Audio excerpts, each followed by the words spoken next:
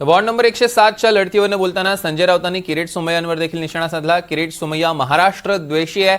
सोमय्यांची भूमिका केवळ महाराष्ट्राविरोधात राहिलेली आहे।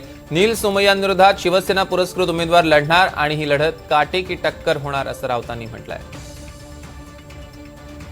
मुळात किरीट सोमय्या हे फक्त शिवसेनेचे किंवा आमचे शत्रू नसून ते महाराष्ट्राचे शत्रू आहेत।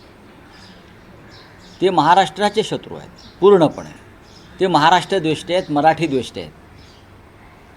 आणि अशा महाराष्ट्राच्या दुश्मनांना निवडणुकीच्या रिंगणात भाजप आणत असेल तर भारतीय जनता पक्षाचे मनसुबे स्पष्ट होत आहेत।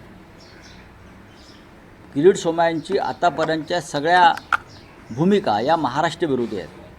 त्यानंतर हे मुलुंडचे नागडे पोपटलाल बिनविरोध माझ्याविरुद्ध कोणी नाही असे नाचायला लागले। तसं नाही आहे।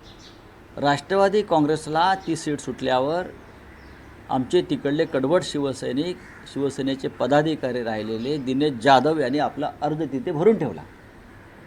त्यांना भीती होती की काहीतरी गडबड होऊ शकते आणि त्यांचा अर्ज कायम आहे। आणि कालच ते पत्र कुठे आहे,